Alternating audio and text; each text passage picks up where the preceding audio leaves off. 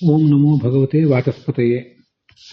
ಭಾಗವತದ 3ನೇ ಸ್ಕಂದದ 1ನೇ ಅಧ್ಯಾಯದ 13ನೇ ಶ್ಲೋಕದಿಂದ ಆರಂಭಿಸಿ ಶಬ್ದಾರ್ಥಗಳನ್ನು ನಾವೀಗ ಗಮನಿಸಬೇಕು. ವಿದುರ ಧೃತರಾಷ್ಟ್ರನಿಗೆ ಹೇಳಿದ, ನಿನ್ನ ಮಗ ಅಂತ ನೀನು ಯಾರನ್ನು ಭಾವಿಸಿದ್ದೆ, ಯಾರ ಬಗ್ಗೆ ನೀನು ಮೋಹ ತಾಳಿದ್ದೆ, ಅವನು ಭಗವಂತನನ್ನ ಭಾಗವತನನ್ನ ದ್ವೇಷಿಸುವಂಥ ಒಬ್ಬ ದೋಷ ಪುರುಷ, ದೋಷಗಳನ್ನೇ ಮೈಬಿತ್ತಂಥ ವ್ಯಕ್ತಿ ಅವನು.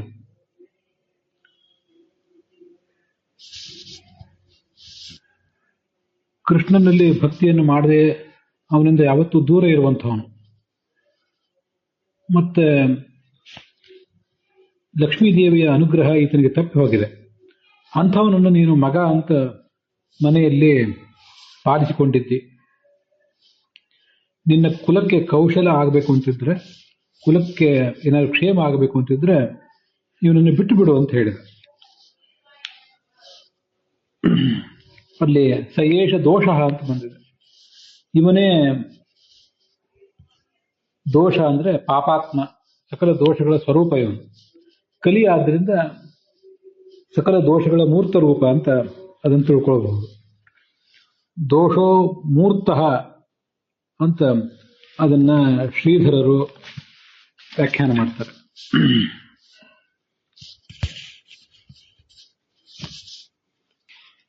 ತ್ವದೀಯ ಪಾಪರಾಶಿರೇವ ಅಪತ್ಯ ರೂಪೇಣ ಮೂರ್ತಸ್ಸನ್ ಗೃಹಾನ್ ಪ್ರವಿಷ್ಟ ಅಂತ ವೀರರಾಘವರು ವ್ಯಾಖ್ಯಾನ ಮಾಡ್ತಾರೆ. ನಿನ್ನ ಪಾಪವೇ ಇಲ್ಲಿ ಮಗನ ರೂಪದಿಂದ ನಿನ್ನ ಮನೆಯೊಳಗೆ ಹೊಕ್ಕಿದೆ, ನಿನಗದು ಬಾಧೆ ಮಾಡ್ತಾ ಇದೆ ಅಂತ ಅರ್ಥ ಬರೀತಾರೆ ವೀರರಾಘವರು. ಪಾಪರೂಪ ಇದು ವಿಜಯಧ್ವಜರು, ಪಾಪಾತ್ಮ ಅಂತ ವಿಜಯಧ್ವಜರು ವ್ಯಾಖ್ಯಾನ ಮಾಡಿದ್ದಾರೆ. ಸರ್ವದೋಷಾಭಿಮಾನಿ ಕಲಿಹಿ ಸ್ವಯಮೇವ ತ್ವತ್ಪುತ್ರ ರೂಪೇಣ ಗೃಹಾನ್ ಪ್ರವಿಷ್ಟ ಅಂತ ಯಾದವಾರ್ಯರು ಅದನ್ನು ವ್ಯಾಖ್ಯಾನ ಮಾಡಿದ್ದಾರೆ. ಇವನು ಪುರುಷದ್ವಿಷ, ಪುರುಷ ಅಂದ್ರೆ ಪೂರ್ಣತ್ವಾತ್ ಪುರುಷ ಸ್ಮೃತಃ ಅಂತ ಸರ್ವಮೂಲದಲ್ಲಿ ಆಚಾರ್ಯ ಹೇಳಿರೋದ್ರಿಂದ ಪುರುಷ ಅಂದ್ರೆ ಪೂರ್ಣ ಪುರುಷನಾದ ಭಗವಂತ, ಅವನನ್ನು ದ್ವೇಷ ಮಾಡ್ತಾನೆ. ಇನ್ನೊಂದು ಅರ್ಥ ಇದೆ ಅದಕ್ಕೆ, ಪುರು ಬ್ರಹ್ಮ ಗುಣಾಧಿಕ್ಯಾತ್ ಪ್ರಜ್ಞಾನಾತ್ ಪುರುಷ ಸ್ಮೃತಃ ಅಂತ. ಅದು ನನಗಿಲ್ಲಿ ಕಾಣಿಸುವಂಥ ಅರ್ಥ. ಪುರುಷ ಅಂದ್ರೆ ಭಗವಂತ, ಅಥವಾ ಪುರು ಅಂದ್ರೆ ಭಗವಂತ, ಅವನನ್ನು ಶ ಅಂದ್ರೆ ತಿಳಿಯಬೇಕಾದ ಭಾಗವತರು. ಹೀಗೆ ಪುರುಷದ್ವಿಟ ಅಂದ್ರೆ ಪೂರ್ಣ ಪುರುಷನಾದ ಭಗವಂತನನ್ನು ದ್ವೇಷಿಸುವವನು ಅಂತ ಒಂದರ್ಥ. ಮತ್ತೆ ಆ ಪೂರ್ಣ ಪುರುಷನಾದ ಭಗವಂತನ ಭಕ್ತಿ ಮಾಡುವ, ಅವನಲ್ಲಿ ಅವನ ಕುರಿತಾದ ಶ್ರವಣ ಮನನ ಧ್ಯಾನಾದಿಗಳನ್ನು ಮಾಡುವ, ಭಗವನ್ ಮಾರ್ಗದಲ್ಲಿ ಅಧ್ಯಾತ್ಮದ ಮಾರ್ಗದಲ್ಲಿರುವವ ಸಾಧಕರನ್ನು ಕೂಡ ನೀನು ದ್ವೇಷ ಮಾಡುವವನು ನಿನ್ನ ಮಗ ಅಂತ ಅದಕ್ಕೆ ಇನ್ನೊಂದು ಅರ್ಥ ನಾವು ತಿಳ್ಕೋಬಹುದು. ಕೃಷ್ಣನ ಆಜ್ಞೆಯನ್ನು ಯಾವತ್ತೂ ಕೂಡ ಮಾಡದೇ ಇದ್ದವನಾದ್ರಿಂದ ಕೃಷ್ಣನಿಂದ ಇವನು ವಿಮುಖ ಅಂತ ಅರ್ಥ. ತ್ಯಜೇದೇಕಂ ಕುಲಸ್ಯಾರ್ಥೆ ಗ್ರಾಮಸ್ಯಾರ್ಥೆ ಕುಲಂ ತ್ಯಜೇತ್ ಗ್ರಾಮಂ ಜನಪದಸ್ಯಾರ್ಥೆ ಅಂತ ಮಹಾಭಾರತದಲ್ಲಿ ಕೇಳಿ ಬರ್ತದೆ. ಒಂದು ಕುಲದ ಒಳಿತಿಗಾಗಿ ಒಬ್ಬನನ್ನು ಹೊರ ಓಡಿಸ್ಬೇಕಂತ, ಒಂದು ಗ್ರಾಮದ ಒಳಿತಿಗಾಗಿ ಒಂದು ಕುಲದ ಹಿತವನ್ನು ಬಲಿ ಕೊಟ್ಟರೂ ತೊಂದರೆ ಇಲ್ಲ, ಒಟ್ಟಾರೆ ಒಂದು ದೇಶದ ಒಂದು ಸಮಗ್ರ ಪ್ರದೇಶದ ಒಳಿತಿಗಾಗಿ ಒಂದು ಗ್ರಾಮವನ್ನ ಬಲಿ ಕೊಟ್ಟರೂ ತೊಂದರೆ ಇಲ್ಲ. ಹೀಗೆ ಬಹುಜನ ಹಿತಾಯ ಯಾವತ್ತೂ ಕೂಡ ನಮ್ಮ ಕಾರ್ಯಕ್ರಮಗಳು ಇರಬೇಕು ಅನ್ನೋದನ್ನ ತೋರಿಸ್ತಾರೆ. ಅದಕ್ಕೆ ಅವನನ್ನು ಬಿಟ್ಟು ಬಿಡು ಅಂತ ಹೇಳಿದ ಈ ವಿದುರ. ಇಷ್ಟು ಹೇಳಿದ್ರು ಕೂಡ ಆ ಧೃತರಾಷ್ಟ್ರ ಅದನ್ನೇನು ಪರಿಗಣಿಸುವಂತೆ ಕಾಣಲಿಲ್ಲ. ಅವನ ಮಗ ದುರ್ಯೋಧನನಿಗೆ ಕೋಪ ಬಂತು. ಕೋಪದಿಂದ ಅವನ ತುಟಿ ನಡುಗಲಿಕ್ಕೆ ಪ್ರಾರಂಭ ಆಯಿತು. ಅವನು ಈ ವಿದುರನನ್ನ ಅವಮಾನಿಸಿದ. ಅವನ ಹಿಂಬಾಲಕರಾದ ಕರ್ಣ, ತಮ್ಮನಾದ ದುಶ್ಯಾಸನ, ಸೋದರ ಮಾವನಾದ ಶಕುನಿಯು ಕೂಡ ಹಿಂದೆ ಬೀಳಲಿಲ್ಲ. ಅವರು ಎಲ್ಲರೂ ಈತನನ್ನ ಹೀಯಾಳಿಸಿದರು. ಸ್ಪೃಹಣೀಯ ಶೀಲ, ಈ ಸಾಮಾನ್ಯನಲ್ಲ ಈ ವಿದುರ. ಅವನ ಶೀಲ, ಅವನ ನಡವಳಿಕೆ, ಅವನ ಒಟ್ಟಾರೆ ಅವನ ವ್ಯಕ್ತಿತ್ವವೇ ಎಲ್ಲ ಸಜ್ಜನರಿಗೂ ಕೂಡ ತುಂಬಾ ಅಪೇಕ್ಷಿತವಾದದ್ದು, ಮಾದರಿಯಾದದ್ದು. ಅಂಥವನನ್ನ ಈ ದುರ್ಯೋಧನಾದಿಗಳು ತಿರಸ್ಕಾರ ಮಾಡಿದರು. ಅವ್ರೇನು ಬೈದರು? ಕಯೇನ ಮತ್ರೋಪಜುಹಾವ. ಈ ವಕ್ರ ಬುದ್ಧಿಯ ದಾಸಿಪುತ್ರನಾದ ವಿದುರನನ್ನ ಇಲ್ಲಿ ಕರೆದ್ರೆ ಯಾರು ಅವನಿಗೆ ನಮಗೆ ಬುದ್ಧಿ ಹೇಳು ಬಾ ಅಂತ ಕರೆದಿದ್ದಾರೆ? ನಾವು ಕೊಟ್ಟ ಅನ್ನವನ್ನೇ ತಿಂದು ನಮಗೆ ಇವನು ವಿರೋಧ ಮಾಡ್ತಿದ್ದಾನೆ. ನಮ್ಮ ವಿರೋಧಿಗಳಾದ ಪಾಂಡವರ ಹಿತದಲ್ಲಿ ತೊಡಗಿದ್ದಾನೆ. ಇವನದಾದ ಎಲ್ಲವನ್ನೂ ಕಿತ್ತುಕೊಂಡು, ಇವನ ಸಂಪತ್ತು, ಇವನ ಅಧಿಕಾರ, ಸವಲತ್ತು ಎಲ್ಲವನ್ನು ಕಿತ್ತುಕೊಂಡು ಕೇವಲ ಅವನ ಉಸಿರು ಮಾತ್ರ ಉಳಿಸಿ ಅವನನ್ನ ಇಲ್ಲಿಂದ ಓಡಿಸಿ ಬಿಡ್ರಿ. ಶ್ವಸಾನಃ ಶ್ವಾಸ ಮಾತ್ರಾವಶೇಷಿ.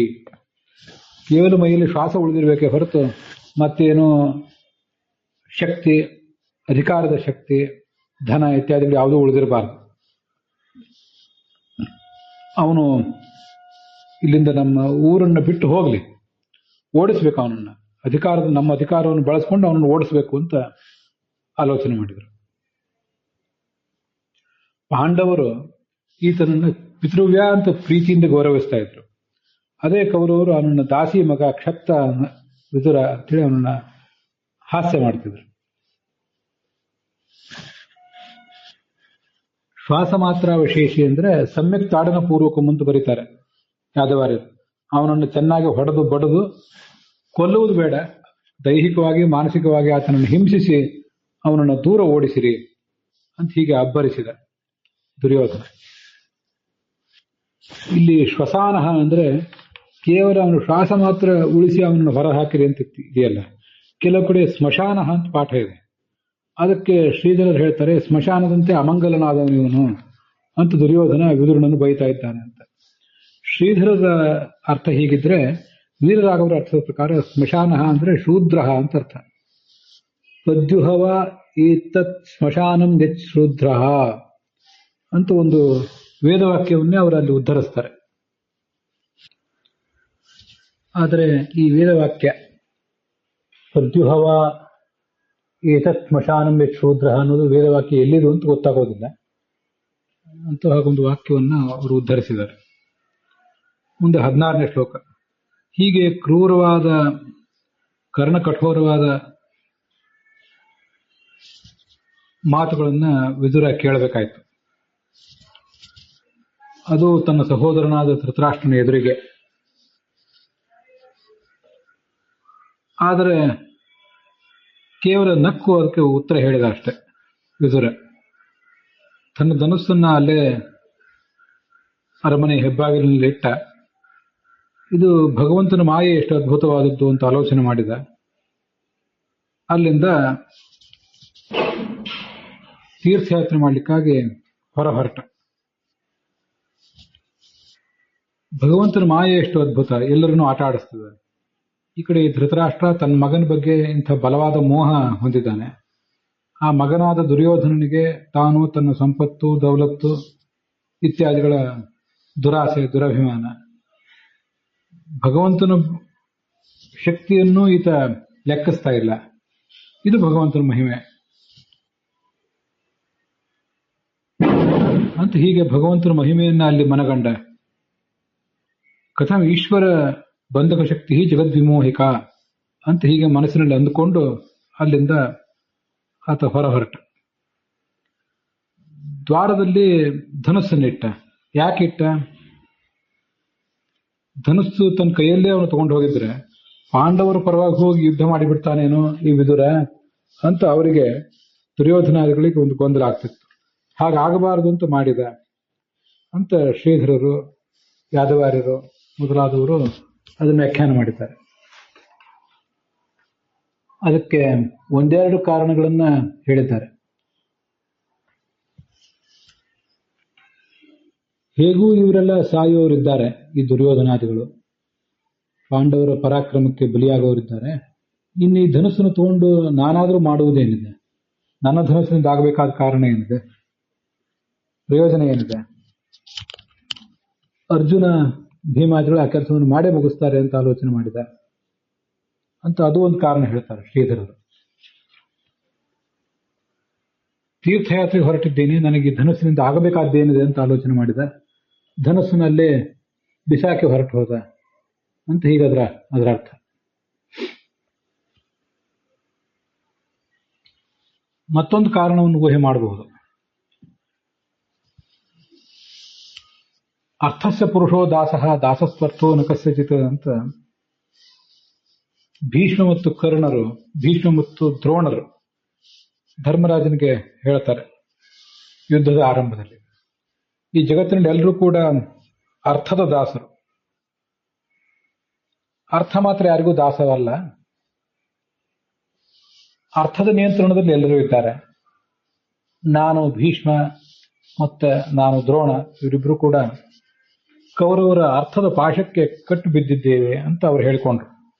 ಹೀಗೆ ಅರಮನೆಯ ಹಂಗಿದೆ, ನಮಗೆ ಅರಮನೆಯ ಉಪ್ಪಿನ ಹಂಗಿದೆ, ಅನ್ನದ ಹಂಗಿದೆ. ಹಾಗಾಗಿ ನಾವು ದುರ್ಯೋಧನನ ಪರವಾಗಿ ಯುದ್ಧ ಮಾಡಬೇಕಾದ ಪ್ರಸಂಗ ಬಂದಿದೆ ಅಂತ ತಮ್ಮ ಅಸಹಾಯಕತೆಯನ್ನು ಹೇಳಿಕೊಂಡ್ರು. ಆದರೆ ವಿದುರನಿಗೆ ಹಂಗಿರಲಿಲ್ಲ.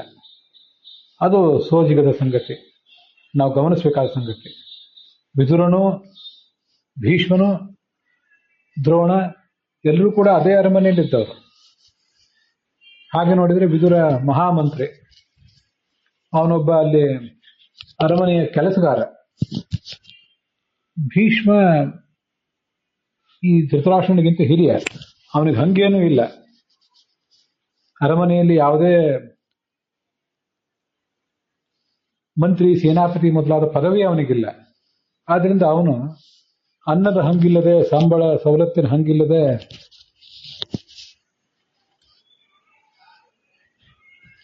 ಆ ಹಂಗು ತನಗಿದೆ ಅಂತ ಹಪಹಪಿಸದೆ, ತೊಳಲಾಟ ಆಡದೆ ತಾನೇ ತೀರ್ಥಯಾತ್ರೆಗೆ ಹೋಗ್ಬೋದಿತ್ತು. ಆದ್ರೆ ಅವನು ಪ್ರಾರಬ್ಧ ಕರ್ಮ ಆತನನ್ನು ಬಿಡಲಿಲ್ಲ. ನನಗೆ ಹಂಗಿದೆ ಅಂತ ಅವನು ತಿಳ್ಕೊಂಡ, ದ್ರೋಣರು ಹಾಗೆ ತಿಳ್ಕೊಂಡ್ರು. ಆದ್ರೆ ಇವನು ಮಾತ್ರ, ಈ ವಿದುರ, ತಾನು ಹಾಗೆ ಹೇಳಲಿಲ್ಲ. ಧನುಸ್ಸು ಅಂತನ್ನೋದು ಅಧಿಕಾರದ ಪರಾಕ್ರಮದ ಸಂಕೇತ. ನಿಮ್ಮ ಹಂಗು ನನಗಿಲ್ಲ ಅಂತ ತನ್ನ ಅಣ್ಣನಿಗೂ ಆ ಅಣ್ಣನ ಮಕ್ಕಳಿಗೂ ಅದನ್ನು ತೋರಿಸಿದ. ಆ ಮೂಲಕ ನಾನು ಪಾಂಡವರ ಪರವಾಗಿ ಯುದ್ಧ ಮಾಡೋದಿಲ್ಲ, ನಿನ್ನ ಪರವಾಗಿ ಯುದ್ಧ ಮಾಡೋದಿಲ್ಲ ಅನ್ನೋದನ್ನು ತೋರಿಸಿದ. ಅದು ಬರೇ ದುರ್ಯೋಧನನಿಗೆ ಹೇಳಿದ್ದಲ್ಲ, ಧೃತರಾಷ್ಟ್ರನಿಗೆ ಹೇಳಿದ್ದಲ್ಲ, ಭೀಷ್ಮ ದ್ರೋಣರಿಗೂ ಕೂಡ ಹೇಳಿದ್ದೆ. ನಮ್ಗೆ ಹಂಗಿಲ್ಲ ಅಂತ ತೋರಿಸ್ಲಿಕ್ಕೋಸ್ಕರ ಈಗ ಅವನು ಮಾಡಿದ ಅಂತ ನಂದೊಂದು ವಿಶ್ಲೇಷಣೆ. ಮತ್ತೆ ಭಗವಂತನ ಮಾಯೆ ಅಂತ ತಿಳ್ಕೊಂಡಲ್ಲ, ಅದು ತುಂಬಾ ಅದ್ಭುತ. ನಮ್ಗೆ ಯಾರಾದರೂ ನಿಂದನೆ ಮಾಡಿದ್ರೆ, ನಮ್ಮನ್ನು ಯಾರಾದರೂ ಹೊಗಳಿದ್ರೆ ಹಿಗ್ಗುತ್ತೇವೆ, ನಿಂದಿಸಿದ್ರೆ ಕುಗ್ಗುತ್ತೇವೆ. ಅಲ್ಲಿ ಭಗವಂತನ ನೆನಪು ನಮಗೆ ಬರೋದಿಲ್ಲ. ಆದರೆ ಭಾಗವತ ಅದನ್ನು ಹೇಳಿದೆ, ರಾಯೇಣೈತದ್ ಭಗವತಃ ಈಶ್ವರಸ್ಯ ವಿಚೇಷ್ಟಿತಂ ಮಿಥೋ ನಿಘ್ನಂತಿ ಭೂತಾನಿ ಭಾವಯಂತಿದೆ ಎನ್ವಿತಃ ಅಂತ. ಈ ಜೀವರಲ್ಲಿ ಪರಸ್ಪರ ಅವರು ಒಬ್ಬರನ್ನೊಬ್ರು ಹಿಂಸಿಸ್ತಾರೆ. ಇನ್ನು ಕೆಲವು ಕಡೆ ಮತ್ತೆ ಕೆಲವು ಜೀವರು ಮತ್ತೆ ಕೆಲವರನ್ನ ಸತ್ಕರಿಸ್ತಾರೆ, ಸದ್ಭಾವನೆಯಿಂದ ನಡೆಸ್ಕೋತಾರೆ. ಇದೆಲ್ಲವೂ ಭಗವಂತನ ಚೇಷ್ಟೆ. ಅದರಲ್ಲಿ ಇನ್ನೊಂದು ಸಂಗತಿ ಇದೆ. ಯಾವ ಜೀವ, ಯಾವೊಬ್ಬ ವ್ಯಕ್ತಿ ಮತ್ತೊಬ್ಬ ವ್ಯಕ್ತಿಯನ್ನು ಇವತ್ತು ಹಿಂಸಿಸಿದ್ದಾನೋ, ಇನ್ನೊಂದು ಕಾಲದಲ್ಲಿ ಅವನೇ ಆ ವ್ಯಕ್ತಿಯನ್ನ ಸನ್ಮಾನಿಸಬಹುದು, ಆಧರಿಸಬಹುದು. ಇವತ್ತು ಯಾವ ವ್ಯಕ್ತಿ ಒಬ್ಬ ವ್ಯಕ್ತಿಯನ್ನು ಆಧರಿಸಿದ್ದಾನೋ, ಅವನೇ ಕಾಲ ವ್ಯತ್ಯಸ್ತಾದಾಗ ತಾನು ಆಧರಿಸಿದ ವ್ಯಕ್ತಿಯನ್ನೇ ಹಿಂಸಿಸಬಹುದು. ಇದೆಲ್ಲವೂ ಭಗವಂತನ ಚೇಷ್ಟೆ ಅಂತ ಅನಿಸುತ್ತೆ ಅವನಿಗೆ. ಸಾಮಾನ್ಯ ಮನುಷ್ಯರಿಗೆ ನಮ್ಮ ಸುತ್ತಮುತ್ತಲು ನಡೆಯುವ ಸಂಗತಿಗಳನ್ನ ಭಗವಂತನ ಚೇಷ್ಟೆಗೆ ಇದು ದ್ಯೋತಕ ಅಂತ ತಿಳಿಯುವ ಮಟ್ಟಿನ ಅಧ್ಯಾತ್ಮದ ಎತ್ತರ ಇರೋದಿಲ್ಲ. ನಾವು ಅದಕ್ಕೆ ಬಲಿಯಾಗಿಬಿಡ್ತೇವೆ. ನಮಗೇ ಆ ಥರ ಆದಾಗ, ಹೊಗಳಿಸಿಕೊಂಡಾಗ, ಸನ್ಮಾನಿಸಿಕೊಂಡಾಗ ಹಿಗ್ಗುತ್ತೇವೆ, ತೊಂದರೆಗೊಳಗಾದಾಗ ಕುಗ್ಗುತ್ತೇವೆ. ನಮ್ಮ ಸುತ್ತಮುತ್ತಲವ್ರಿಗೆ ಯಾರಿಗಾರು ಆದರೆ ಅದಕ್ಕೂ ಮತ್ತೊಂದು ಯಾವುದೋ ಒಂದು ರೀತಿಯಿಂದ ಸ್ಪಂದಿಸ್ತೀವಿ. ಭಗವಂತನ ನೆನಪು ನಮಗೆ ಅಷ್ಟು ಸುಲಭವಾಗಿ ಬರೋದಿಲ್ಲ. ಭಗವಂತನ ಮಹಿಮೆ ಇದು ಅಂತ. ವಿದುರನಂಥ ಮಹಾತ್ಮನಿಗೆ ಅದು ಸಾಧ್ಯ ಆಯಿತು. ಯಾಕೆಂದ್ರೆ ಅವನು ವಿದ್ಯಾರಥೇ ವಿದುರಃ ಅಂತ ತಾತ್ಪರ್ಯ ನಿರ್ಣಯದಲ್ಲಿ ಆಚಾರ್ಯ ಹೇಳ್ತಾರೆ. ಯಾವತ್ತು ತತ್ವಜ್ಞಾನದಲ್ಲಿ ಆಸಕ್ತ, ಭಗವಂತನ ಮಹಿಮೆ ಅವನಿಗೆ ಎಲ್ಲ ಕಡೆ ಸಹಜವಾಗಿ ಕಾಣ್ತಿತ್ತು. ಭಾರತವನ್ನು, ಭಾಗವತವನ್ನು ಬರೆದಂಥ, ವೇದಗಳನ್ನು ವಿಭಜಿಸಿದಂಥ ವೇದವ್ಯಾಸರ ಅನುಗ್ರಹವೇ ಆತನಿಗಿತ್ತು. ಆದ್ರಿಂದ ತತ್ವಜ್ಞಾನ ಆತನಿಗೆ ಯಾವತ್ತೂ ಕೂಡ ಕಣ್ಮರೆ ಆಗಲಿಲ್ಲ. ಅದು ಅದ್ಭುತವಾದ ಸಂಗತಿ. ಆದ್ರಿಂದ ಅಲ್ಲಿಯೂ ಕೂಡ ಅವನಿಗೆ ಭಗವಂತನ ಮಾಯೆ, ಅವನ ಮಾಯೆಯಿಂದ ಏನು ನಡಿಬೇಕೋ ಅದು ನಡೀತದೆ. ಇಲ್ಲಿ ನಾನಾಗಲಿ ಈ ಧೃತರಾಷ್ಟ್ರ ಆಗಲಿ ಮಾಡುವುದೇನಿದೆ, ಯಾರಿಗೆ ಯಾವ ಗತಿ ಏನಾಗಬೇಕೋ ಅದು ಹಾಗೇ ತೀರ್ತದೆ ಅಂತ ಆಲೋಚನೆ ಮಾಡಿ ಅವನು ಅಲ್ಲಿಂದ ಅರಮನೆಯಿಂದ ಹೊರಬಿದ್ದು ತೀರ್ಥಯಾತ್ರೆಗೆ ಹೊರಟ ಅಂತ. ಇವು ಕೆಲವು ಮಹಾಭಾರತದಲ್ಲಿ ಬರಲಿಲ್ಲ ಈ ಸಂಗತಿಗಳು, ಈಗ ಇಲ್ಲಿ ಭಾಗವತದಲ್ಲಿ ಮಾತ್ರ ಬಂದಿವೆ, ನಮ್ಮ ಕಣ್ತೆರೆಸುವಂಥ ಸಂಗತಿಗಳು. ಅದರ ಜೊತೆಗೆ 16ನೇ ಶ್ಲೋಕದ ವಿವರದೊಂದಿಗೆ ಇವತ್ತಿನ ಭಾಗ ಸಮಾಪ್ತ ಆಗಿದೆ.